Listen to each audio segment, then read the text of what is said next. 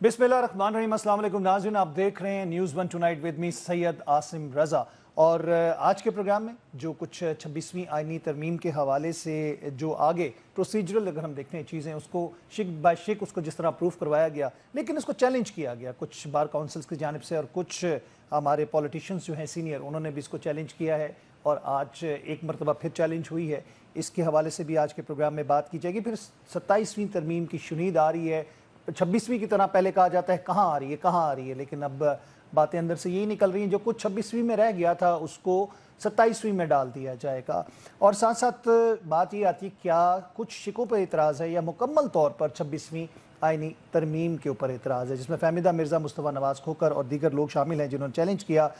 इसके साथ साथ कुछ ट्रंप साहब की आमद के बाद कुछ शादियाने, और इस मरतबा वाकई में ऐसा लग रहा था जैसे ये अमेरिका के नहीं पाकिस्तान के इलेक्शन हो रहे हैं, कि उसको इतना पोलिटिसाइज कर दिया गया था कि उसके बाद हम ये देख रहे थे कि, बल्कि मुझे साजिद तारड़ साहब की कुछ क्लिप्स याद आ रहे हैं जो उन्होंने मुख्तलिफ प्रोग्रामों में कहा। उन्होंने कहा ये तोकी का इलेक्शन नहीं है या किसी की फूफी का पुत्र तो नहीं है वो, कि जो इतना शादियाने बनाए जा रहे हैं। एक प्रोसीजर है, ठीक है, कोई ना कोई उसका इम्पैक्ट ज़रूर आएगा, लेकिन क्या आएगा इसके बारे में भी बात की जाएगी।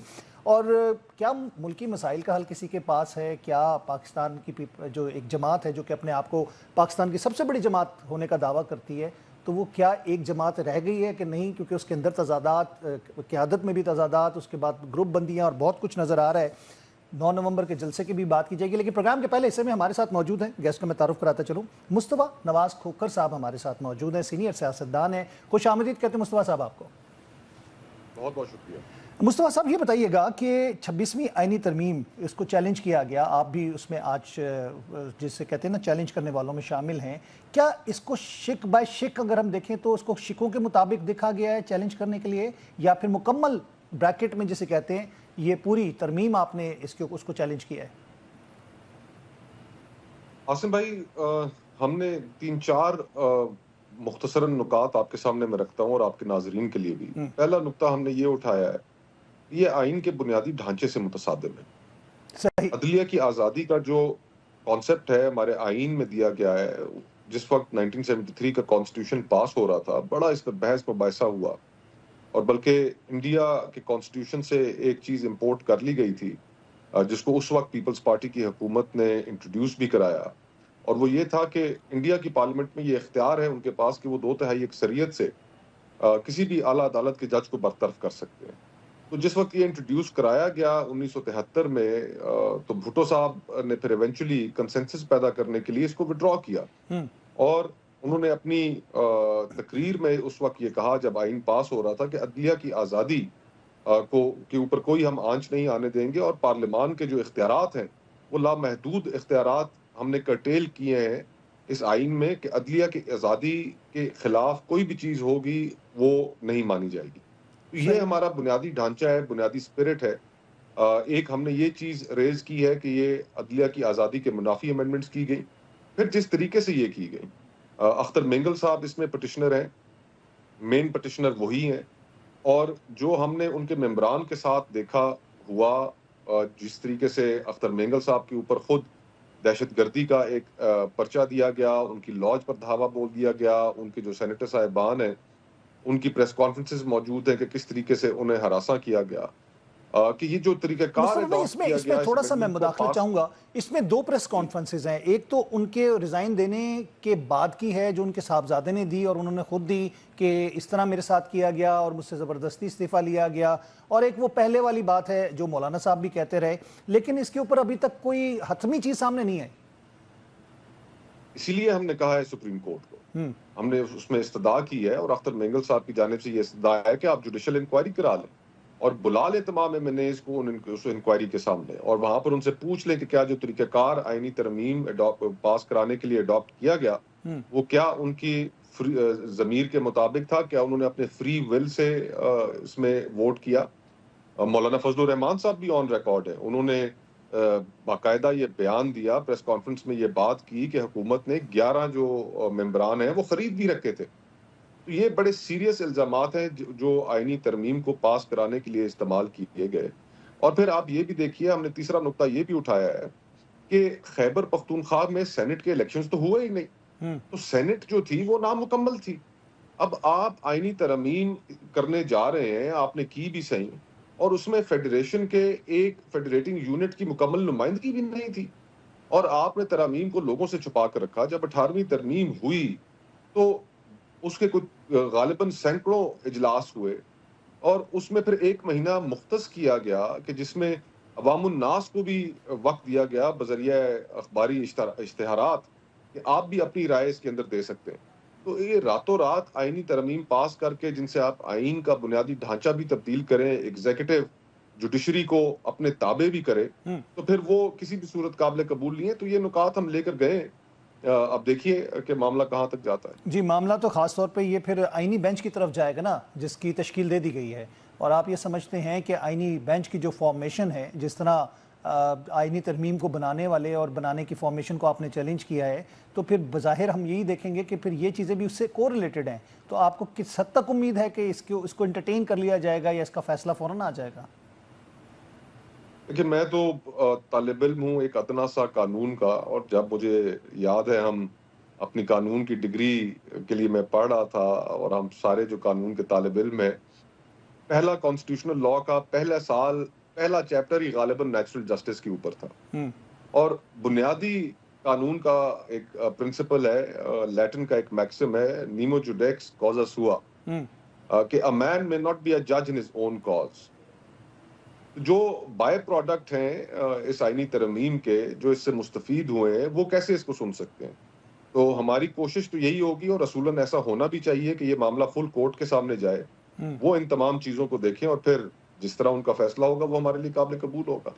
آپ کی یہ امید ضرور ہو سکتی ہے، لیکن اگر ایسا نہ ہوا پھر یہ میرا سوال ہی ہے یہ ہم بیسیکلی۔ ایجیٹیٹ کریں گے، ہم ایجیٹیٹ کریں گے، ہر نقطہ جو ہے وہ ایجیٹیٹ کریں گے۔ اصولاً قانون کے کچھ ضابطے اور اخلاق وہ دائرے ہوتے ہیں، انہی کے اندر چل کر ہی چیزیں ایکسیپٹیبل بنتی ہیں۔ اگر تمام چیزوں کو بالائے طاق رکھ کے فیصلے دیے جاتے ہیں تو پھر وہ عوامی رائے میں قبول نہیں کیے جاتے۔ تو مجھے امید ہے، یا باقی پٹیشنرز کو بھی امید ہے، اس کے اندر جیسے میں نے کہا سردار اختر مینگل صاحب ہیں، سابق speaker national assembly Fahmida Mirza صاحبہ ہیں، محسن داوڑ صاحب ہیں خیبر پختونخوا سے، اور میں ہوں، اور ہمیں امید ہے کہ انشاءاللہ عدالتوں سے ہمیں انصاف ملے گا۔ لیکن ایک اور بنیادی سوال یہ آتا ہے کہ جو 25 ججز کی 34 بلکہ 35 کی بات ہم کرتے ہیں، ایک چیف جسٹس کو ملا لیں، تو اس کی تشکیل کا ویٹ کر کے واٹ ایف کہ اگر اس وقت فل کورٹ لگا دیا گیا تو آپ کو پھر بھی فارمیشن پہ اعتراض ہوگا کیا؟ ابھی تک تو وہ ہوا نہیں ہے، ابھی تک تو اپوائنٹمنٹ نہیں ہوئی، اور اپوائنٹمنٹ کا جو پروسیس ہے وہ بھی ایسا پروسیس تو نہیں ہے کہ آپ ایک ہفتے کے اندر 17 ججز بھرتی کر لیں گے سپریم کورٹ میں۔ اس کا بھی ایک لمبا پروسیس ہے، اس نے پھر پارلیمنٹری کمیٹی کے پاس بھی جانا ہے، تو it can't be done in haste, اور یہ جو ہیئرنگ ہے یہ اس سے پہلے ہونی چاہیے، اور اس سے پہلے ہی ہوگی۔ نہیں، یہ آپ کی ازمپشن ہے، یا پھر مصطفیٰ بھائی پاکستان ہے، یہاں پہ کسی وقت بھی کچھ بھی ہو جاتا ہے، دیٹ یو نو، آپ نے بھی ماشاءاللہ پاکستان کی جو سیاست ہے اس کو گیج کیا ہوگا، پاکستان کی تاریخ کو اور ہسٹری کو، اور جو اس وقت حال موجود میں جو کچھ ہو رہا ہے، تو ہاؤ کین یو سے کہ یہ نہیں ہو سکتا اتنی جلدی؟ اور اگر لیٹ سپوز ہو بھی جاتا ہے تو آپ مجھے بتائیے، کیا عوام کی نظروں میں پھر کوئی وقت رہ جائے گی کہ آپ کوٹ پیکنگ کر کے اتنا امپورٹنٹ کیس آپ انہی بیلنس کو ٹپ کر کے لگائیں گے؟ دیکھیں، ہم یہ بات اپریشیٹ نہیں کرتے کہ پبلک سینکشن ایک بہت بڑی چیز ہوتی ہے۔ آج اس پارلیمنٹ کو سب سے بڑا مسئلہ کیا ہے کہ انہیں عوامی تائید حاصل نہیں۔ آج ان کے مینڈیٹ کے اوپر سیریس سوالات ہیں۔ کوئی غیر ملکی حکومت ہو یا پاکستان کی اپنی عوام ہو، اس معاملے کو، اس حکومت کو سنجیدگی سے نہیں لیتی۔ تو پبلک سینکشن، اور جب اگر اس طرح کا آپ کام کریں گے تو ظاہری بات ہے اس کی عوام کے اندر تو پذیرائی نہیں ہوگی۔ اگر آپ نے مزید ایکسپوز ہونا ہے، اس نظام کو مزید ایکسپوز کرنا ہے، اپنے کیے ہوئے اقدامات کو ایکسپوز کرنا ہے، تو بھلے آگے بڑھیے اور کیجیے۔ مصطفیٰ بھائی، اس میں یہ دیکھیں کہ اگر پاکستان کے اندر ہم ایجیٹیشن بھی دیکھ رہے ہیں، ایک جماعت یا اپوزیشن کی بات کر رہے ہیں، وہ ہر کمیٹی کا حصہ بھی ہیں، اور اس کے بعد اس پہ اعتراض بھی ہے۔ یہ جو 26ویں ترمیم ہوئی اس کے اندر ان کی مشاورت ضرور شامل تھی، مولانا صاحب کا جو ایک ڈرافٹ تھا وہ کہتے ہیں کہ اس کو اپروو کیا گیا، وہی ترمیم تھی۔ اب 27ویں کی بھی بات آ رہی ہے، تو اب رہ کیا گیا ہے؟ جو ایکسٹینشنز جو چیزیں کرنی تھی وہ تو ایکٹ آف پارلیمنٹ سے کر دی گئی ہیں، اب نیکسٹ آپ کو لگتا ہے 27ویں ترمیم بھی آ جائے گی؟ کچھ بعید نہیں ہے، پالیٹکس ملک میں فیل ہو چکی ہے، سیاسی جماعتوں نے اپنی جو پالیٹکس ہے اس کو اپنے ہاتھوں سے خود ختم کر لیا ہے. ہوں میں تو اس کو اس طرح دیکھتا ہوں کہ 2018 میں جب عمران خان صاحب کی حکومت آئی تو اس وقت جنرل باجوہ کی ایکسٹینشن کا قانون وہ بھی سامنے لے کر آئے. اس ہوں وقت غالباً 16 منٹ میں پاس کیا گیا تھا، وہ تاریخی وقت ہم سمجھتے تھے کہ 16 منٹ میں دونوں ہاؤسز سے لیجسلیشن پاس ہو گئی. ہوں اور اب دوبارہ اسی طرح کی لیجسلیشن سامنے آئی اور 12 منٹ کے اندر پاس ہو گئی. مطلب انہوں تو نے یہ ان تو کا ایک ریکارڈ دائروں توڑ کا دیا. سفر ہے. ہاں، دائروں کا سفر ہے کہ جس میں پاکستان پھنسا ہوا ہے. ہم اپنی گورننس سٹرکچر کو ٹھیک نہیں کر پا رہے، ہم لوگوں کو ڈیلیور نہیں کر پا رہے. اب ہم یہ ساری قانونی اور آئینی نکات سے بھرپور گفتگو تو کرتے ہیں، لیکن عاصم بھائی ہم کچھ ڈیٹا ایسی ہے کہ جو ہمیں ناظرین کے سامنے رکھنی چاہیے، اس کے اوپر بھی بات کرنی چاہیے. یہ جو ہمارے آپس کے جھگڑے ہیں اس کی اصل قیمت کون ادا کر رہا ہے؟ عوام. اس وقت ورلڈ بینک، جی ہاں بالکل، اس وقت ورلڈ بینک کی رپورٹ کے مطابق 50% پاکستانی تقریباً سطح غربت سے نیچے جا چکا ہے. 1.5 کروڑ پاکستانی پچھلے 2 سالوں میں جو مڈل کلاس لوگ تھے وہ واپس سطح غربت سے نیچے گئے ہیں. ان کی خواہشات، ان کی زندگیاں، ان کے خواب وہ ملیاں میٹ ہو چکے ہیں. اور جب ہم یہ بات کرتے ہیں کہ آدھا پاکستان اس وقت سطح غربت سے نیچے زندگی گزارنے پہ مجبور ہے، تو اس کا مطلب کیا ہے؟ ہوں مطلب اس کا یہ ہے کہ وہ 2 وقت کی روٹی نہیں کھا پا رہے. ہم نے اپنے سیاسی جھگڑے اتنے بڑھا دیے ہیں، پولرائزیشن معاشرے میں اتنی بڑھا دی ہے کہ ہم ملک کے لوگوں کو، عوام کو نقصان پہنچا رہے ہیں. اور بجائے اس کے کہ ہم اپنی حرکات و سکنات کو درست کریں، پولیٹیکل پارٹیز نے سارے پروسیس کو میننگ لیس بنا دیا ہے. صرف ایک یہ اقتدار حاصل کرنے کا کھیل رہ گیا ہے. اس کا تو عوام اور ملک کے مفادات سے جو تعلق ہے وہ تو اس نظام کا دور ہوتا جا رہا ہے. تو قصوروار کس کو ٹھہرائیں گے؟ سیاسی جماعتوں کو یا دوسرے لوگوں کو جو کہ ہم کہتے ہیں کہ جس کے اوپر میثاق جمہوریت کی گئی تھی کہ کسی تالے آزما کو آنے کی جرت نہ ہو اور ہم آنے کی جرت کے لیے اس کی رکاوٹ بنیں گے؟ تو اس میں قصور تو پولیٹیشنز کا نظر آتا ہے ہمیں. زیادہ قصور پولیٹیشنز کا ہے، لیکن تمام اشرافیہ اس میں شامل ہیں. اس میں ججز، جنرلز، بیوروکریسی سارے شامل ہیں، لیکن زیادہ the buck stops at the politicians. کہ ان کو اپنے رویے درست کرنے ہیں، کہ انہیں اسٹیبلشمنٹ کی مدد حاصل کرنے کے لیے، ان کی بیساکھیاں حاصل کرنے کے لیے جو اقتدار میں آنے کے چور راستے ڈھونڈتے ہیں ان کو وہ بند کرنا ہوں گے. ان کو جو اپنی گورننس ہے اس کے ذریعے لوگوں کو ڈیلیور کرنا ہوگا. لیکن یہاں پر ہماری ترجیحات یہ تو نہیں ہے سیاستدانوں کی. ہماری ترجیحات تو یہ ہے کہ بس کسی بھی صورت میں اصول سارے ایک طرف رہ جائیں اور ہم حکومت میں آ جائیں.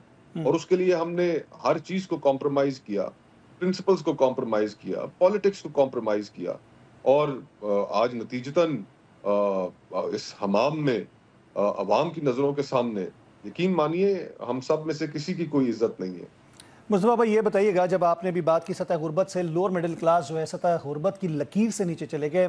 فار ریفریشنگ یور میموری، ہمارا جو اسکیل تھا اس کو ہی تبدیل کر دیا گیا تھا. جو آپ کو یاد ہوگا پی ایم ایل این کی پچھلی حکومت میں جب بات آئی تھی جس پہ آئی ایم ایف نے بھی شور مچایا تھا اور فیچ فگر کہا تھا کہ $4 یومیہ سے اس کو $3 کر دیا گیا تھا کہ دیکھیں ہم اتنے سارے لوگوں کو سطح غربت سے اوپر لے گئے ہیں. تو ابھی بھی معاملات تو دیکھیں جو لوگ نیچے جا رہے ہیں وہ اس سکیل سے نیچے جا رہے ہیں جو کہ انہوں نے خود بنایا تھا، جو کہ لوور تھا.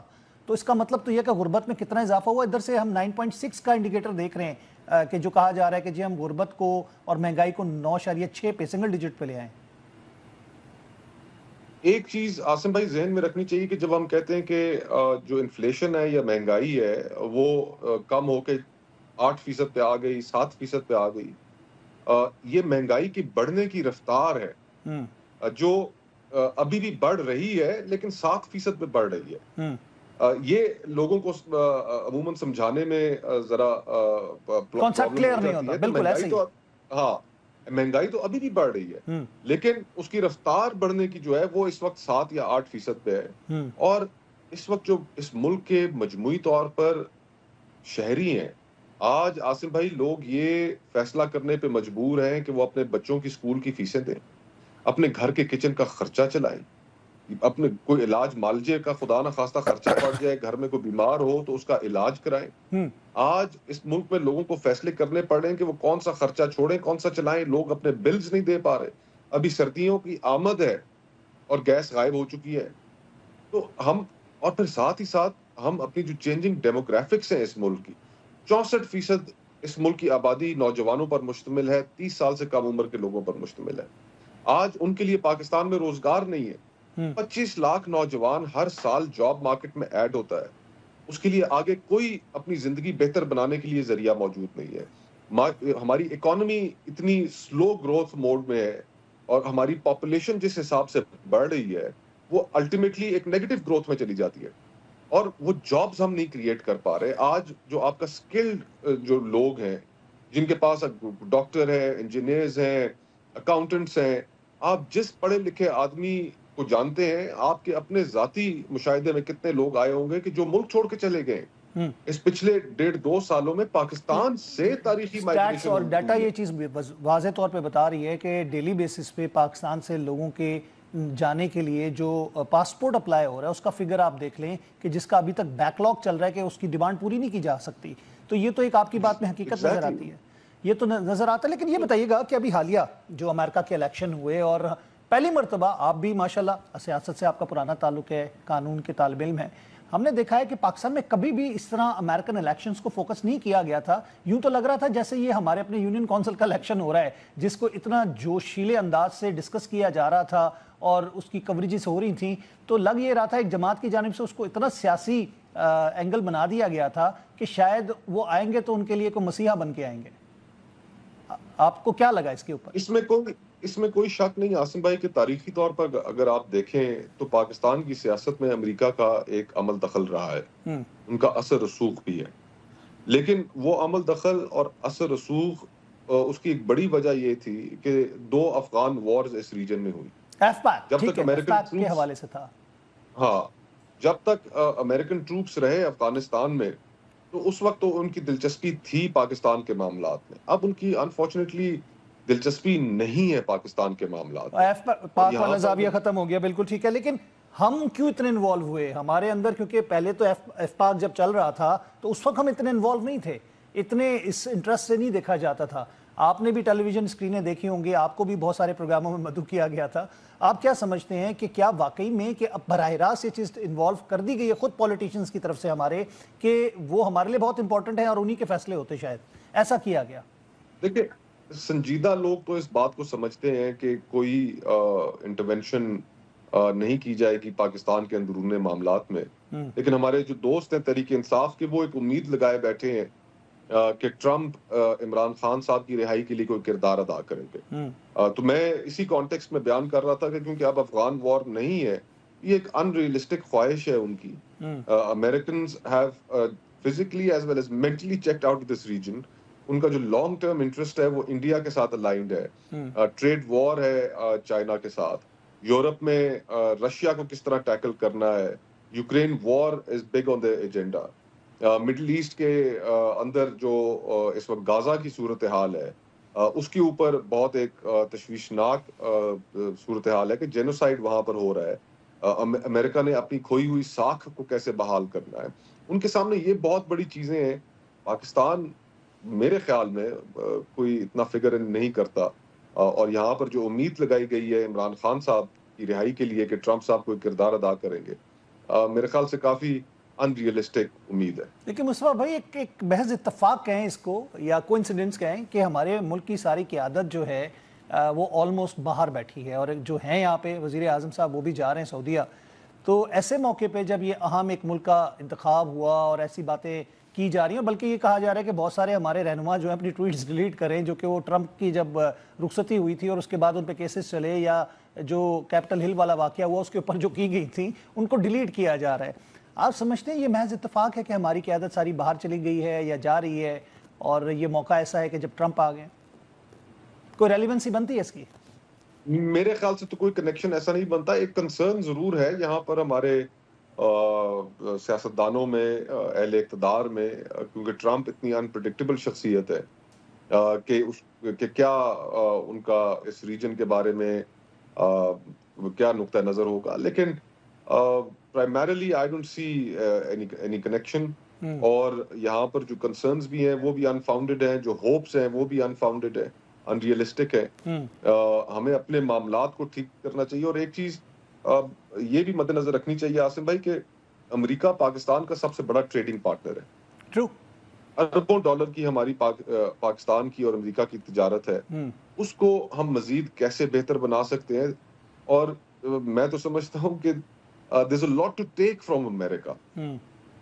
ہمیں اپنی پرائرٹیز ٹھیک کرنی ہوں گی. صرف F-16 کے پرزے اور گولے اور ٹینک جو ہیں ان سے آگے بڑھنا پڑے گا. ان کے پاس اس وقت وہ ٹیکنالوجی لیڈ کر رہے ہیں, ان کی یونیورسٹیز ریسرچ کو لیڈ کر رہی ہیں. آپ کے پاور پلانٹس کو انرجی کے کچھ سیکٹر میں بہت آپ کو ہیلپ آؤٹ کیا جا رہا ہے. ہم بہت کچھ امریکہ کے ساتھ تعاون کر کے لے سکتے ہیں. لیکن اگر آپ مڈل ایسٹ, تقریباً بہت سے پاکستانیوں کا ایکسپوجر ہے, جاتے رہتے ہیں, تقریباً ہر مڈل ایسٹ کے ملک میں ایک امریکن یونیورسٹی ہے. ہم نے اربوں ڈالر ان سے سی ایس ایف میں تو لے لیے, کولیشن سپورٹ فنڈ میں, افغانستان کی جنگ کے حوالے سے, لیکن کبھی ہم نے یہ نہیں سوچا کہ یار ایک امریکن یونیورسٹی ہی ان سے لے لیں جو ملک کے ہر صوبے کے اندر ہو, جو دور حاضر کی جدید ترین تحقیقات اور سائنسی علوم کے ایک بڑا اچھا اضافہ ہوگا پاکستان میں. اس کی طرف تو ہم کبھی گئے ہی نہیں. تو ہمیں اب اپنے آپ کو بھی دیکھنا پڑے گا کہ ہم اپنی نیشنل پرائرٹیز کو کیسے سیٹ کرتے ہیں, ملکوں سے کس طرح انگیج کرتے ہیں. اور ان نوجوانوں کے لیے کہ جن کو پاکستان میں ہم ڈگریاں تو ہاتھ میں پکڑا رہے ہیں, لیکن فرینکلی ان کی جو کوالٹی آف ایجوکیشن ہے پاکستان میں, وہ بھی اتنی لو کوالٹی کی ہے کہ وہ کاغذ کے ٹکڑوں کے علاوہ کچھ نہیں ہے جو ان کے ہاتھ میں ہم ڈگریاں پکڑا رہے ہیں. جی, انٹرنیشنل ریٹنگ میں اگر ایجوکیشن کے حوالے سے دیکھا جائے تو ہماری میرے خیال سے کچھ 5 یونیورسٹیز بھی سٹینڈ آؤٹ نہیں کرتی. میرے خیال سے بمشکل 5 ہوں گی. خیر, مجھے سینیٹر پال, آپ کو یاد ہوگا ان کی ایک سپیچ تھی جو امریکن سینٹ میں انہوں نے کی تھی F-16 والے ایشو کے اوپر, جس میں حقانی صاحب جو ہیں وہ لابسٹ ہیں اور انہوں نے بہت کچھ پاکستان کے خلاف بولنا شروع کر دیا تھا اور پوری لابنگ کی تھی. اب وہ کس کے لیے کر رہے تھے, ڈیفینیٹلی پتہ ہے کہ انڈیا کے لیے کر رہے تھے. تو وہ سپیچ آپ کو یاد ہوگی جو انہوں نے پاکستانی رہنماؤں, سیاسی پولیٹیشنز کے حوالے سے بات کی یا لیڈرز کے حوالے سے بات کی کہ ہم $15 بلین کی ان کرپٹ رجیم کو امداد دے چکے ہیں اور اس کا رزلٹ کیا ہے. پھر انہوں نے جو تعریف کی تھی وہ بھی آپ کو یاد ہوگی. تو اس بیک گراؤنڈ کے اندر خاص طور پہ کیونکہ وہ بھی ڈیفینیٹلی کسی لابی کا حصہ تھے اور اس کی وجہ سے جو وہاں پہ کوکس بنائے جاتے ہیں یا پھر وہاں پہ لابسٹ بنائے جاتے ہیں, ہائر کیے جاتے ہیں, آپ سمجھتے ہیں کہ جو اس وقت حالیہ حکومت میں تبدیلی آئے گی امریکہ کے اندر, اس میں کچھ پاکستانی بھی ہیں, ان کے ریپبلکنز کے حوالے سے بات کی جائے, کچھ پالیسی شفٹ ہوگی؟ میرا نہیں خیال جی. دیکھیں, اس وقت میں نے جیسے آپ کو پہلے بتایا, میرے خیال میں ان کے سامنے جو ایجنڈا آئٹم پریورٹی تو آپ نمبر 1 نے ہے, بتا دی. جی بالکل. ہاں, کہ وہ ٹریڈ وار ود چائنا ہے. But Iran is the main focal point for them as well. آپ یہ دیکھیں کہ ہم ایف پاک کی بات کر رہے تھے, ہو سکتا ہے کہ ایرپاک بن جائیے. نہیں, اب ہم اگر یہ دیکھیں نا, توقع کریں, یہ مس پلیس توقع کریں کہ جی کہ اب ایک اور جنگ چھڑ جائے گی, امریکہ ادھر آ جائے گا اور پھر ہمارے وارے نیارے ہو جائیں گے, یہ ملک اس طرح نہیں چلا کرتے. اگر جس پیریڈ کے اندر ایف پیک بھی چل رہا تھا, 2 جنگیں افغانستان میں چل رہی تھیں, ہم ڈالر ان سے وصول کر رہے تھے, ہم نے اپنے آپ کو اور اپنے معاشرے کو, اپنے بزنس اکنامک انوائرمنٹ کو بہتر کرنے کی کوشش نہیں کی. ہمارا خیال تھا یار یہ ڈالر آ رہے ہیں, آتے جا رہے ہیں, ایزی منی. تو پھر اس کا آج کانسیکوینس یہ ہے کہ جب وہ ڈالر آنے بند ہوئے تو ہمیں اب سمجھ ہی نہیں آ رہی کہ اپنی معیشت کو کیسے درست کرنا ہے. بالکل اس ایسی. وقت تو امریکہ IMF کو کہہ دیتا تھا کہ بھائی ان کو فوراً قرضہ دے دو, قرضہ مل جاتا تھا, کوئی کنڈیشنز پوری کرنی ضروری نہیں ہوتی تھی. لیکن آج آپ کو کنڈیشنز بھی پوری کرنی پڑ رہی ہیں. تو ہمیں اپنے آپ کو ٹھیک کرنا ہے, اپنے ملک کے اندر ہمیں ایک ریڈیکل سرجری کرنی پڑے گی, اپنی سوچ کا نقطہ نظر بھی چینج کرنا پڑے گا کہ ہم نے اس گلوبل ورلڈ کے اندر ان نئے ابھرتے ہوئے چیلنجز کے ساتھ کس طرح انگیج کرنا ہے اور کس طرح میکسیمم بینیفٹ حاصل کرنا ہے پاکستان کے لیے اور پاکستانیوں کے لیے. نہ کہ صرف چند جو ہماری یہاں پہ انٹرسٹ گروپس بن گئے ہیں کہ صرف ان کے بینیفٹ کے لیے ہم چیزیں حاصل کرتے رہیں. اپنے آپ کو بالکل ہمیں اپنی سوچ کو تبدیل کر کے ری تھنک کر کے پاکستان کو دنیا کے ساتھ انگیج کرنا پڑے گا. بہت بہت شکریہ مصطفیٰ نواز صاحب, آپ نے اپنا وقت دیا اور اپنا ٹائم نکالا, اپنی قیمتی آراء سے ہمیں آگاہ کیا. Thank you very much once again. ناظرین کرام, پروگرام کے دوسرے حصے کی طرف بڑھیں گے. بات ہم کریں گے کچھ PTI کے 9 نومبر کے جلسے کے, کیا یہ اعلان جنگ ہوگا یا پھر اپنی پارٹی کے اندر جسے کہتے ہیں کہ کچھ دراڑیں آ چکی ہیں, ان کو مٹائے بغیر تو یہ اعلان جنگ ممکن نہیں ہو سکتا. میں لیتا ہوں وقفہ, اس کے بعد دوبارہ ملتے ہیں.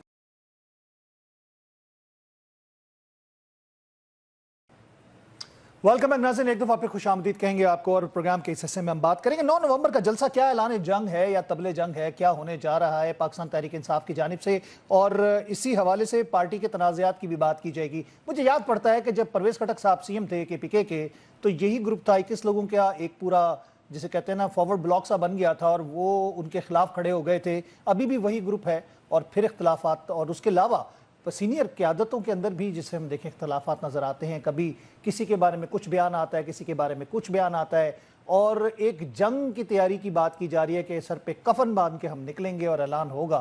क्या होने जा रहा है इसके हवाले से बात करेंगे, और ट्रंप का इलेक्शन क्यों इतना ज़रूरी था, क्योंकि लग ऐसे ही रहा था कि शायद वही मसीहा है जो कि निजात दहिंदा, जो कि तमाम चीज़ें हल करवा देंगे। सेनेटर डॉक्टर हुमायूं मोमिन साहब हमारे साथ मौजूद हैं।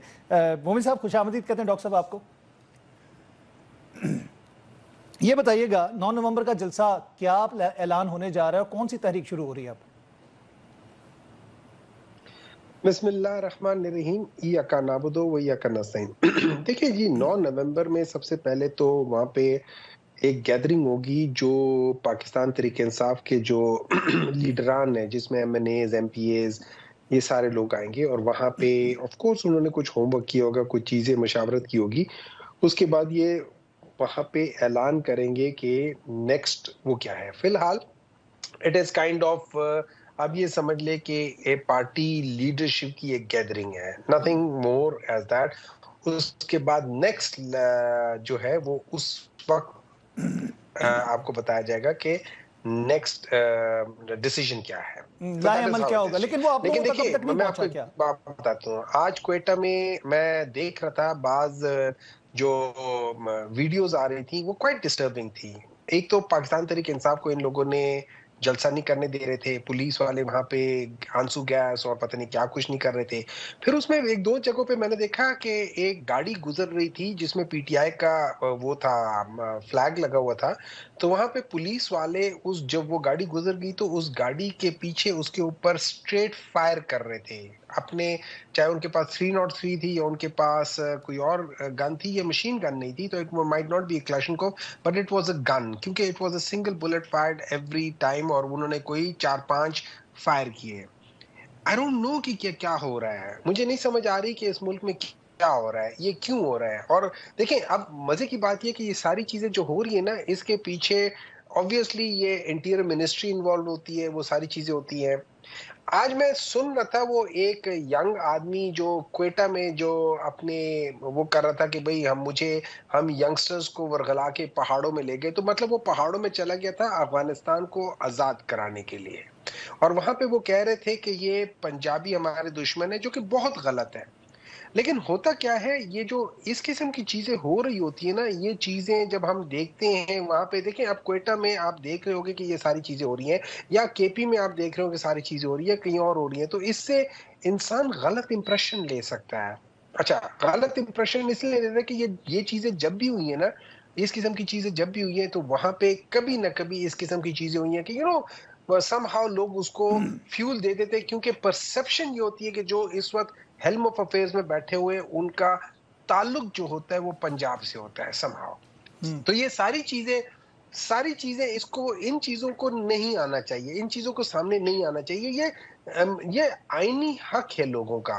लेकिन मेरा एक सवाल है 50-60 बंदा आ जाएगा, डॉक्टर साहब मेरा इसके हवाले से एक सवाल है। आपने KP की मिसाल दी, आपने बलूचिस्तान की बात की। व्हाट इफ कि आपकी जमात का झंडा लगा के कोई टेररिस्ट, कोई BLA और दूसरी जो BSF या जो भी वहां पे मौजूद हैं तंजीमें, जो बैंड आउटफिट्स हैं, उनका कोई बंदा कोई दहशतगर्दी और जो हालात चल रहे हैं उसके हवाले से उसमें शामिल होने की कोशिश करे, जैसे PTM की बात की गई, वहां पे जो KPK में हो रहा था उसके अंदर उनके लोगों ने फायरिंग की, वेपन्स नजर आए, तो फिर आप समझते नहीं है कि हमें अपने जो सिक्योरिटी हुकाम है उनसे ताउन करना चाहिए और ऐसे हालात ना पैदा करें? देखिए, इस तरह है कि मैं बिल्कुल आपसे बिल्कुल सही कहते हैं कि इस तरह के हालात नहीं पैदा होने चाहिए। अब इस तरह के हालात पैदा होने के लिए आप ये देखें वजह क्या हो रही है। वजह ये हो रही है कि अब किस्मत अच्छी है ट्रम्प की कि वो अमेरिका में पैदा हुआ, अमेरिका में इलेक्शन लड़ा है, वरना अगर वो पाकिस्तान में या पाकिस्तान जैसे मुल्क में इलेक्शन लड़ रहा होता तो रात को तो वो 277 287 वोट ले गया था, सुबह को वो उसके 287 की बजाय या اس کی جو بھی اس نے لی ہے اس کے بجائے اس کے 120 ہوتے ہیں اور دوسری پارٹی جیت چکی ہوتی ہے. کیونکہ اگر آپ دیکھیں اس کو جو ڈیموکریٹس ہیں اس کو بالکل اسی طریقے سے مین لائن میڈیا جو ہے, مین سٹریم لائن میڈیا جو ہے, وہ ان کو اسی طریقے سے بیک اپ کر رہا تھا. ٹرمپ کی جو اسٹرینتھ تھی وہ بیسیکلی سوشل میڈیا تھی جس پہ اس نے اپنے سارے کمپین اور چیزیں کرائیں, اور وہ تو اوپنلی کہہ رہا تھا یہ جو فرنٹ لائن ہے سی این این کو تو مخاطب ہوتے کہتے ہیں it's a fake news channel. وہ ساری چیزیں اپنی جگہ پہ ہر جگہ پہ ایک ہوتی ہے, صرف یہ ہے کہ وہاں پہ ایک فرق ہے جو پاکستان میں اور اردو کا فرق ہے, وہاں پہ انصاف ہے. اچھا ٹھیک ہے, اب یہ مجھے بتائیے گا کہ ان کے الیکشن کو پاکستان میں آپ کی جماعت رضی اللہ تعالیٰ عنہ نے, حضرت علی عاصم صاحب یہ حضرت علی رضی اللہ تعالیٰ عنہ کا قول ہے کہ کفر کا نظام چل سکتا ہے اگر وہاں پہ انصاف ہو, لیکن ظلم کا نظام نہیں چل سکتا کیونکہ وہاں پہ ناانصافی ہوتی ہے, ظلم کے ساتھ ناانصافی ہوتی ہے. پاکستان میں ظلم کا نظام ہے, ناانصافی کا نظام ہے, اس لیے پاکستان کے اس نظام کو بدلنا ہے. اگر یہ نہیں بدلیں گے تو اور زیادہ خرابی ہوگی. That is as simple as that. اچھا مجھے یہ بتائیے گا کہ آپ کی پارٹی میں جو تنازعات ہیں, اور میں نے ابھی ذکر کیا عاطف خان صاحب کا, شہرام ترقی, یہ وہی گروپ ہے آپ کو یاد ہوگا جو کے پی کے پہلے سی ایم تھے آپ کے, اس کے حوالے سے بھی ان کو انہوں نے پرویز خٹک صاحب کو بھی بہت تنگ کیا تھا, اور وہاں پہ بھی ایک قسم کی بغاوت, 21 ممبران تھے. آج پھر وہی گروپ ہے, آپ کی قیادت کے اندر اختلافات ہیں, ایک قیادت دوسری قیادت کے اگینسٹ بات کرتی ہے, رؤوف حسن صاحب کچھ بات کرتے ہیں, فواد چودھری کے لیے کوئی بات کی جاتی ہے, وہ کچھ اور بات کرتے ہیں. کیا ہونے جا رہا ہے جب آپ کے اندر اتنی کمزوریاں, ڈیفیشنسیز موجود ہیں, تو یہ جو آپ کہہ رہے ہیں نا کہ ایک نیریٹو بلڈ کرنے جا رہے ہیں یا کوئی تحریک یا کوئی اعلان, تو کتنا مضبوط ہوگا وہ اعلان؟ دیکھیں اس میں آپ کو ایک بات بتاتا ہوں, جب جو اصل سرپرست ہوتا ہے جب وہ سین سے غائب اور اس کو نہ ملنے دیا جائے, جو کہ اگین میرے لحاظ سے ایک سازش ہے کہ یہ عمران خان کو پولیٹیکل لیڈرشپ سے نہیں ملنے دیتے ہیں. They are trying to create this rift. اچھا میں اس کا جواب, یہ اس رفٹ کا جواب یہ ہے کہ to be very honest none of them really matter, کیونکہ fortunately for Pakistan Tehreek Insaf, unfortunately for its opposition, یہاں پہ کنیکٹ جو ہے نا وہ عمران خان کا ہے اور عوام کا ہے. درمیان میں جو باقی کی جو سیکنڈ ٹیئر یا تھرڈ ٹیئر لیڈرشپ ہے, دے ڈو ناٹ میٹر. اگر عمران خان نے آپ کے اوپر ہاتھ رکھ دیا, یو ول بی الیکٹڈ. اگر میرے اوپر ہاتھ رکھ دیا, آئی ول بی الیکٹڈ. اگر پرویز خٹک جیسے آدمی کے اوپر سے ہاتھ ہٹا دیا, ہی ول لوز. اگر جہانگیر ترین جیسے اسٹرانگ بندے کو, جس کو آپ سب لوگ پتہ نہیں کیا سمجھتے تھے, اس کے اوپر سے ہاتھ ہٹا دیا, ہی ول لوز. سو پاکستان تحریک انصاف از a king maker. Pakistan Tehreek انصاف لوگوں کو الیکٹیبل بناتا ہے. پاکستان تحریک انصاف الیکٹیبل سے نہیں بنتا. یہ دینے والا ہاتھ ہے, یہ لینے والا ہاتھ نہیں ہے. یہ آپ but beginning was different, quite different, کیونکہ جو لوگ جہانگیر ترین کے تیاروں میں لا کے شامل کرائے گئے تھے, وہ چھا گیا. اس میں تو جتنے بھی جو تھے ہارسز, جن کو ہم کہتے ہیں نا کہ وننگ ہارس, ان کو شامل کرایا گیا تھا. شروعات میں تو یہ چیز نہیں تھی, 2018 کے الیکشن میں تو یہ چیزیں نہیں تھیں. اب آپ کہہ رہے ہیں کہ جی وہ تو جس پہ ہاتھ رکھ دیا وہ بن جائے گا لیڈر. نہیں, ایسا تھا کہ یہ سارے جو ہارسز جن کی آپ کر رہے تھے نا شمولیت, دیکھیں آپ کسی شمولیت کسی کو کراتے نہیں ہیں زوری سے. آپ ان کو, جیسے فارورڈ بلاک بنا تھا مشرف کے زمانے میں پنجاب میں, بعض چیزیں آپ بنا لیتے ہو, لیکن آپ شامل کروانے کے لیے ہوا یہ تھا کہ 2013 میں 2011 میں جب 31 اکتوبر کا جلسہ ہوا تھا, تو اس کے بعد لوگوں کو سمجھ آ گئی تھی کہ اصل پاور تو عمران خان ہے, پاکستان تحریک انصاف ہے. تو اب وہ لوگ جو بیسیکلی, جو آپ یہ سمجھ لیں کہ وہ ہارسز جو اپنے آپ کو کیا کہہ سکتے ہیں وننگ ہارسز سمجھتے تھے, ان کو پاکستان تحریک انصاف کا جو پاسچر تھا وہ زیادہ اچھا نظر آئے, وہ ادھر آ گئے. میں مانتا ہوں کہ یہ ہماری غلطی بھی تھی, لیکن ایٹ دی سیم ٹائم علیم خان صاحب کا ابھی جو حالیہ دنوں میں انٹرویو ہوا, کہ جب میں تھوڑا سا مجھے کوٹ کر لیں دے, بے نظیر بھٹو صاحبہ کو, کہ جب انہوں کو کہا گیا تھا کہ یہ بہت سارے لوگ آ رہے ہیں پارٹی کے اندر تو اس کا کیا ہوگا, انہوں نے کہا تھا کہ پاکستان پیپلز پارٹی ایک بہت بڑی پارٹی ہے, اس میں یہ ساری چیزیں آئیں گی, آپ لوگوں کو فکر نہیں کرنا چاہیے. اسی لحاظ سے پاکستان تحریک انصاف کے لوگوں کو فکر نہیں کرنا چاہیے, یہ بہت بڑی پارٹی ہے, اس میں لوگ آئیں گے. اچھا مجھے ایک چیز کا جواب دے دیں پلیز, کیونکہ وقت تھوڑا سا محدود ہے. سارے لوگ अलीम खान साहब ने उड़ना भी शुरू गुज़िश्ता हो दिनों जाते हैं, एक जो एक फसली बयान दिया पटेल एक होते हैं, वो उड़ प्रोग्राम में, जाते हैं। वो आपने सुना होगा कि किस तरह लोगों को लाया गया, किस तरह पैसा लगा और किस तरह इस पार्टी को खड़ा किया गया, किसके कहने पे किया गया। वो तो ओपनली ये बात कर रहे हैं और जो शवाहिद हैं वो भी यही कह रहे हैं कि लोगों को किस तरह शामिल, कोई इंस्पिरेशन नहीं थी पीटीआई से लोगों की। मैं बिल्कुल गलत है, मैं उधर ही था, आप भी उधर ही थे, आप लोग सब देख रहे थे। देखिए इस तरह है कि देखिए अगर मैं बड़ा आदमी हूं और मैं पीटीआई में लोगों को शामिल करवा रहा हूं, तो इसमें अगर वो व्हीकल तो चाहे वो जहांगीर तरीन का व्हीकल था, उसकी जो पैसे होते थे वो पाकिस्तान तहरीक इंसाफ देती थी, क्योंकि वो व्हीकल बेसिकली प्रिंसली जेट्स के पास पड़ा होता था। सिर्फ ये हो जाता कि हमें एक्सेस मिल जाता था, लेकिन पैसे पाकिस्तान तहरीक इंसाफ देती थी, और जो लोग आते थे उनको फैसिलिटेट कर देता था, लेकिन लोगों को शामिल करवाया नहीं गया। लोग खुदा मेरे सामने कितने लोग शामिल हुए, मेरे सामने ये सारे लोग शामिल हुए। मैं उनमें से 80% लोगों की जब शमूलियत हो रही थी, मैं उस जगह पे होता था। किस तरीके से वो इमरान खान के सामने खड़े होके वो कहते थे कि सर हमने तो आपके अलावा किसी को नहीं देखा। ठीक है, उसमें बहुत सारे लोग खुशामदी भी थे और पता चल गया कि आज वो मतलब परस्त थे, लेकिन उनमें से अच्छे लोग भी थे। ठीक हो गया। वहां जहां गुल है वहां हार भी है। जो दामन बचाए चमन में ना आए, तो उनमें बुरे लोग भी थे, उनमें अच्छे भी लोग थे, तो जो अच्छे लोग दामन आज भी बचाए खड़े हैं। चमन में अच्छा, नहाए, एक और चीज, क्या आप समझते हैं कि आपकी जमात में अभी लोग हैं ऐसे कि जो इस चीज पे बिलीव करते हैं? किस चीज पे बिलीव करते हैं? जो आपने भी एक शेर पढ़ा है कि दामन बचाए चमन में नहाए वाली बात। नहीं देखिए, मैं ये नहीं कह रहा हूं, मैं कह रहा हूं जहां अच्छे होते हैं वहां बुरे लोग भी होते हैं। हम लोगों ने ये करना होता है कि जो ज्यादा जहां पे अच्छे लोग होते हैं ना, आप उसमें लेट्स से आपने सोना निकालना होता है, तो आप एक छाननी सी होती है, उसके अंदर वो सारा रेत शेड डाल देते हैं, फिर उसको छानते हैं और उसमें से सोने को अलग करते हैं। ठीक है, आप सब चीजों को एक साथ नहीं ले लेते। ठीक तो हो जब गया। हमने उन सब उसमें से हमें शाह महमूद कुरैशी मिला, कितना अच्छा आदमी है, आज भी खड़ा है। उसमें आप ये क्या नाम है, जो हमाद अजहर साहब है, उनके वाले साहब उस जलसे में 31 अक्टूबर के जलसे में वो थे, वो आज भी हमारे साथ हैं। ठीक, और कितने ऐसे लोग हैं जो आज भी हमारे साथ हैं और चलें उस वक्त आने शामिल वाला हुए थे। वक्त। तो ये सारी चीजें जरूरी ये याद रखें कि उनमें से बहुत सारे अच्छे, हमें अच्छे लोग मिले जो सिंसियर लोग थे और जो अपनी जगह पे आज भी खड़े हैं। ठीक हो गया, बहुत बहुत शुक्रिया डॉक्टर साहब, आपने अपना वक्त दिया और प्रोग्राम में आप हमारे साथ रहे। नाज़रीन कराम, हमने लेना है वक्फा, उसके बाद दोबारा मिलते हैं।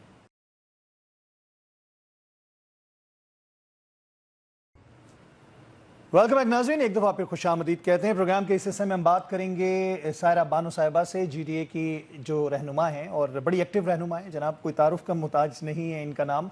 सायरा साहिबा आपको खुशामदीद कहते हैं। मैंने कहा जी हम तो सोचते ही रह गए, काम तो हो गया, हम रोकते रह गए, काम तो हो गया। बात तरमीम की हो रही थी 26वीं। अब ये बताइएगा, फहमीदा मिर्ज़ा साहिबा ने चैलेंज किया है, क्या ये जीडीए की तरफ से चैलेंज हुआ या इनफरादी तौर पर उन्होंने 26वीं तरमीम को चैलेंज किया है, जिसमें मुस्तफा नवाज खोकर, अख्तर मेंगल और दीगर कुछ वकला भी शामिल हैं?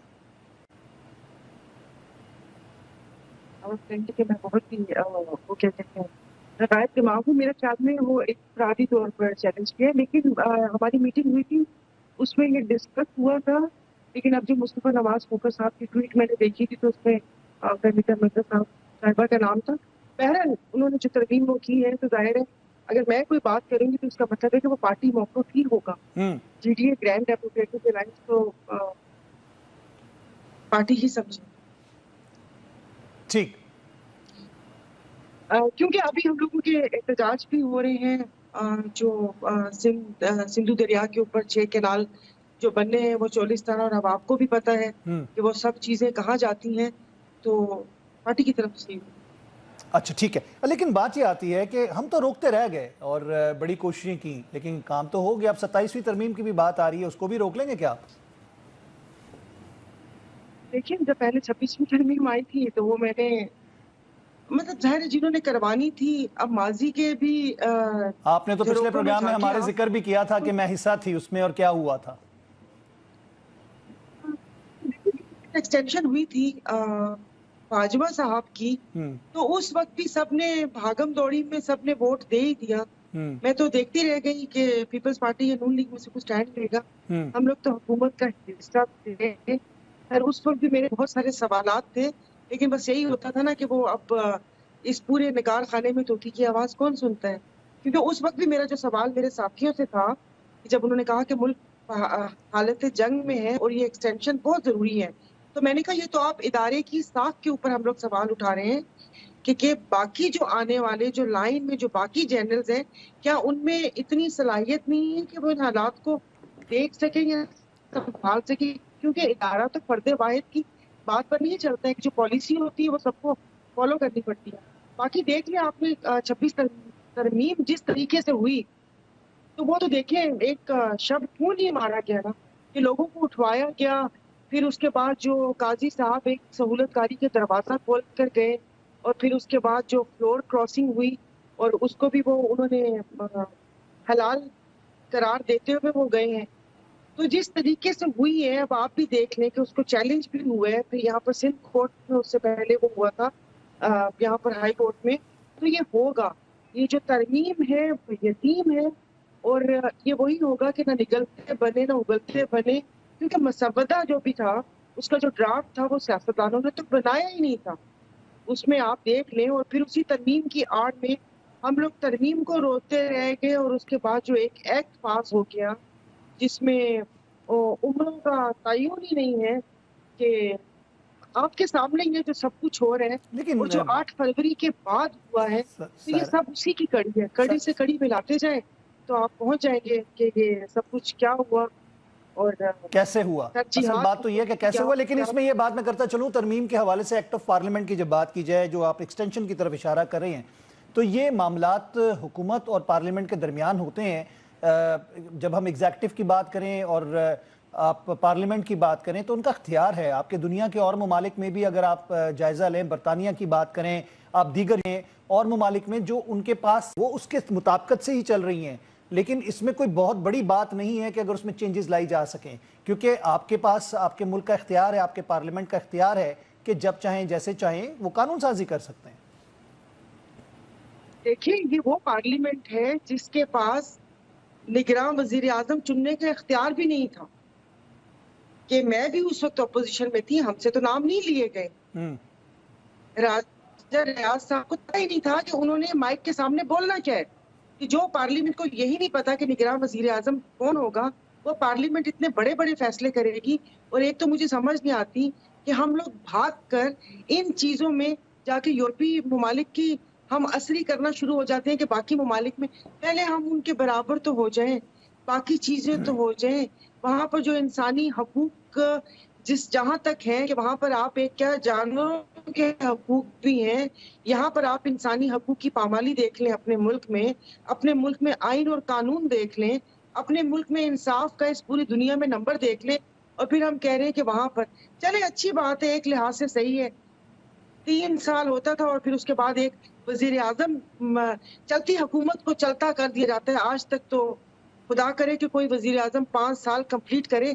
अब मुद्दतें बराबर हो गई हैं, तो वो अब शायद मामलात सीधे हो जाएं कि जो गवर्नमेंट आए वो 5 साल तक चल जाए, वरना 3 और 5 का आंकड़ा ही चलता रहता था और उसके बाद कोई वजीर आजम 2.5 से 3 साल से ज्यादा मुद्दत पूरी कर नहीं सकता था। तो यही सारी कहानी है। अगर इससे लगे हाथों एक पार्लियामेंट ये बिल भी ले आती कि जो वजीर आजम मुंतखब हो 5 साल तक वो हुकूमत चलाएगा, उसको फिर किसी रजीम चेंज के जरिए उतारा नहीं जाएगा, उसको घर नहीं भेजा जाएगा, हॉर्स ट्रेडिंग के जरिए और इन सब चीजों के जरिए भेजा नहीं जाएगा। ये तरमीम भी लेकर आ जाए फिर तो देखिए ये इदारे का तवाज़ुन बिगड़ेगा। जो बाकी पीछे आने वाले जिन्होंने इस ओहदे पर पहुंचना था, क्या वो रिटायर होंगे? और उसके बाद फिर उस ओहदे पे मतलब ये इदारे के ना तवाज़ुन बिगड़ता है इससे। लेकिन हमारी तवक्कुआत जिसे कहते हैं सायरा बानो साहबा, हम तवक्कुआत के लिए गेज करते हैं बैरूनी ममालिक को, वेस्ट को, उनकी मिसालें दी जाती हैं, उनकी जुडिशरी की मिसालें दी जाती हैं, इंसानी हकूक़ की जिस तरह आपने भी अभी बात की जाती है, तो उनकी फिर बाकी चीज़ों की भी तकलीद करने का सीख लेना, उस पर भी तनकीद क्यों शुरू कर देते हैं? हाँ जी, वही बात है ना कि बाकी फिर चीज़ों को वहाँ पर जहाँ हम लोगों की होती है, ये दरअसल हम लोगों का मिजाज है। अगर आप शरीयत को भी देख लें, मीठा खाना सुन्नत है, ये काम करना सुन्नत है, 4 शादियां सुन्नत है, लेकिन जो सुन्नत को हमने अमल करना है उसको सबने बुलाया हुआ है। मुझे ट्रम्प साहब के इलेक्शन के जीतने करना है, दाढ़ी रखना है, थोड़ा सा इंटरप्ट करूंगा। ट्रम्प साहब के आमद के ऊपर, यानी कि जिस तरह उनका जो सिलेक्शन या मतलब वोटिंग हुई और वो जीत गए, उसको पाकिस्तान में बड़े जिसे कह सकते हैं इस दफा हाइप मिली, वरना पहले कभी ऐसा नहीं होता था। क्या कोई चेंज आ जाएगी पाकिस्तान में उनके आने से? देखिए, अगर आप सोशल मीडिया देखें और जो गुफ्तगू सुने, तो उससे तो जो अब मैं आपको क्या बताऊं कि ज़ाहिर है, देखिए आप सोशल मीडिया एक लोगों का जरिया है जो शाम के आपके वक्त मीडिया एक मेन दूसरे स्क्रीनों पे भी चल रहा था सब कुछ। मुबस्सरीन बैठे हुए होते हैं, आपका प्रोग्राम देख लिया, बाकी प्रोग्राम हो गए। उस हिसाब से तो देखें, जिस वक्त बैरूनी ममालिक हमारी हुकूमत में रजीम चेंज के वो हो सकते हैं कि उन्होंने कि उसमें उनका हाथ है, तो फिर बाकी मामला सीधे करने में भी हो सकते हैं। लेकिन आप क्या मेरे समझती हैं? ख्याल में तो पता नहीं कोई हमारा इतना सगा होता जो इस खित्ते में, जो इसमें अमन चाहता, तो ये सब चीजें होते ही ना। मेरे ख्याल में जो बैरूनी कुव्वतें हैं उनको हमारे जैसे छोटे मोटे जो मुल्क हैं, ये आपस में दस्तों गिरेबां क्या होते ही परवाह? अच्छे लगते हैं। उनका मेरे ख्याल में फायदा भी इसी में है कि अब आप देख लें जो ये सारा कुछ हो रहा है, इसमें हम अपने फलस्तीन के मसले को, जो एक मुसलमानों के साथ वो हो रहा है, उसको हमने वो किया हुआ है। फिर आप देख लें कि अभी जो सारा ये महंगाई का और चीजें वो पसे पुश थी, हम लोग सब अमेरिका के इलेक्शन की तरफ देख रहे थे। बीच में मोहम्मद औरंगजेब साहब ने बयान दिया कि हम अगर कुछ ऐसा ना कर सके कि जिससे तनख्वाहें बढ़े, तो सनतकारों पर उन पर टैक्स लगेगा। भाई, आप मौके रोजगार के उनको बेहतर कैसे करेंगे? आपकी तो तरजीहात ही नहीं है। और ये सारी चीजें हैं। अब देखें कि ऊंट किस करवट बैठता है। बाकी लोगों के तज्जिए सुन के भी तो थोड़ी हंसी आती है कि आया हम क्या इतने अहम हैं कि जो गवर्नमेंट के लोग भी कह रहे हैं, कभी उनके पुराने बयानात हैं, आज वो अब देखिए, ख्वाजा साहब का बयान था कि उधर भी इस्टेब्लिशमेंट मजबूत है, उधर भी सियासतदान पपिट है। मैं तो उस भी में अटकी हुई हूँ 3 दिन से। अच्छा, ये भी यानी कि डूबा है। इधर भी सब कुछ है। अब तो ट्विटर तो डिलीट ख्वाजा की जा रही है सायरा साहिबा, एक ट्वीट्स डिलीट की गई हैं। जी, कि वो सुना है, जो देखा है, फिर उसके ऊपर फिर एक तो पता नहीं चलता कि इतने प्रोपेगेंडास भी चलते हैं कि अब उन्होंने बोला कि ऐसा कुछ नहीं है, लेकिन ट्वीट डिलीट की गई है। और जिस तरीके से आप जंग की हेडलाइन देखें ना, कि एक रंगीन मिजाज, 3 शादियां, ये हमारे अखबारों का मयार है कि वो हेडलाइन लगी हुई थी सदर ट्रम्प के लिए। तो मुझे तो पहले चश्मा नहीं पहना, तो मैं समझी शायद शहबाज शरीफ साहब के लिए बोल रहे हैं। अच्छा, और ठीक। जो खुसूसियात है कि जो एक खातून कह रही है कि जो एक कन्विक्टेड और सजा याफ्ता सदर बन गया, तो यहाँ पर भी तो जिस वक्त नैब रेफरेंस में सजा होनी थी, उस वक्त आपने वजीर आजम बना दिया शहबाज शरीफ साहब को। कन्विक्टेड बंदे 50 रुपए के स्टाम्प पेपर पर 4 हफ्ते का कह के 4 साल के लिए जाते हैं, और उसके बाद अदालतें उनको एयरपोर्ट के ऊपर वेलकम करती हैं। उसके बाद आप उनसे कबूतर उड़वाते हैं, आप उनसे विक्ट्री स्पीच करवाते हैं, और फिर उसके बाद आप हाल देख लें कि ये मुल्क जो बंद कमरों में 6 लोग बैठ के चलाते हैं, वो यहाँ पर इस वक्त मुल्क में कोई नहीं है। और जो आपकी और मेरी तकदीर के फैसले होते हैं, वो दूसरे मुल्कों में होते हैं कि वहाँ बैठकें होती हैं। लंदन प्लान, जी लंदन प्लान, बिल्कुल ठीक है। बहुत शुक्रिया, बहुत शुक्रिया सायरा बानो साहिबा, आपने अपना कीमती वक्त दिया और अपनी कीमती आरा से में आगाह किया। नाज़रीन, आज के प्रोग्राम में हमने मुख्तलिफ चीज़ों पर अहाता किया। 26वीं तरमीम को जिस तरह चैलेंज किया गया, और उसके बाद जो 27वीं की शुनीद है, शायद हो सकता है कि अब ना हो, क्योंकि उसके अंदर जो डेफिशिएंसीज थी 26 में, जो कुछ कट डाउन किया गया था बकौल मौलाना साहब के, ये मैं नहीं कह रहा, उसके ऊपर अमल दरामद हो चुका है एक्ट ऑफ पार्लियामेंट के ज़रिए। लेकिन ट्रंप के हवाले से, सदर ट्रंप के हवाले से जिस तरह बड़ा भरपूर एक किस्म की हम देख रहे थे कंपेन थी पाकिस्तान के अंदर, जैसे लग रहा था कि हमारा कोई अपना कोई यूनियन काउंसिल का या फिर किसी MNA का या फिर हमारे जनरल इलेक्शंस के अंदर कोई हमारा कैंडिडेट है, उसके ऊपर बात की जा रही है। इतना उसको पोलिटिसाइज पाकिस्तान के अंदर कर दिया गया था, उस हवाले से भी बात की गई। साथ साथ पाकिस्तान तहरीक इंसाफ क्या ऐलान करने जा रही है, मुख्तलिफ ऐलानात के बाद एक और सीक्वल है, और अब इसमें क्या निकलता है, कौन सी तहरीक शुरू होती है, लेकिन अंदर से अपनी जगह कट रही हैं और एक दूसरे से लड़ रहे हैं, उस पर भी बात की गई। हमारे साथ मुस्तफा नवाज खोकर रहे, हमारे साथ डॉक्टर हुमायूं मोमिन, सेनेटर डॉक्टर हुमायूं मोमिन थे, और उसके अलावा सायरा बानो साहब हमारे साथ मौजूद थी प्रोग्राम में। इस वक्त हमारा वक्त है जाने का। उम्मीद है आपको प्रोग्राम पसंद आया होगा। मैं चाहूँगा आपसे इजाज़त, अल्लाह ने की बात।